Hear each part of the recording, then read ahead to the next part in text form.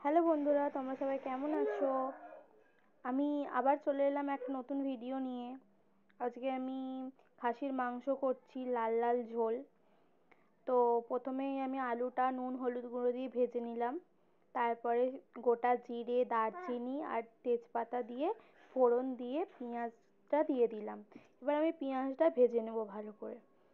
এরই মাঝখানে আমি বলে রাখছি, আমি সেদিকে মাংসটা ম্যারিনেট করে রেখেছি নুন, হলুদ গুঁড়ো, লঙ্কার গুঁড়ো, ধনে গুঁড়ো, জিরে গুঁড়ো আর অল্প করে সর্ষের তেল আর একটু লেবুর রস দিয়ে আমি ওটা ম্যারিনেট করে রেখেছি।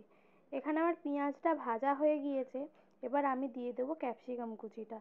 ক্যাপসিকাম কুচিটা দেওয়ার পরে আমি হালকা করে নুন দিয়েছি। এবার আমার এটা হাফ ভাব ভাজা অর্ধেক ভাজা হয়ে গেলে আমি এখানে আদা রসুন বাটা আর টমেটো কুচিটা দিয়ে দেবো।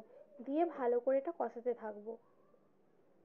তোমাদের যদি আমার রান্না ভালো লাগে, প্লিজ চ্যানেলটা সাবস্ক্রাইব করে দিও।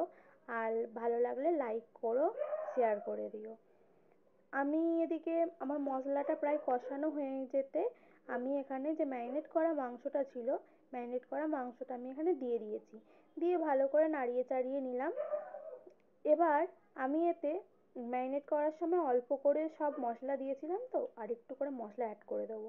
যেমন হলুদ গুঁড়ো, লঙ্কার গুঁড়ো, জিরের গুঁড়ো, নুন আমি এখানে দিয়ে ভালো করে নাড়িয়ে চাড়িয়ে নিয়েছি। আমার যে ম্যারিনেট করার যে জলটা ছিল, ওতে আর একটু জল দিয়ে আমি একটু দিয়ে দিলাম যাতে ভালো করে কষাটা হয়। আমার এখানে যখন ভালো করে কষানোটা হয়ে যাবে, তখন আমি প্রেসার কুকারে এটা দিয়ে দেবো।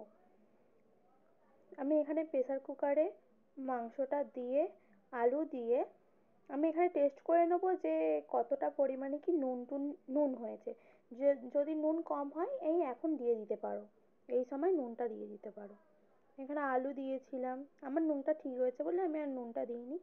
আমি নাড়িয়ে চাড়িয়ে পরিমাণ মতো জল দিয়ে দেব। এবার দেব ধনেপাতা। ধনেপাতা দিয়ে সিটি মেরে দেবো। আমি এখানে 6টা সিটি মেরেছি। দেখো আলু আমার এখানে খুব সুন্দরভাবেই সেদ্ধ হয়ে গিয়েছে সব কিছু। দেখেছো কত সুন্দর কালার এসেছে।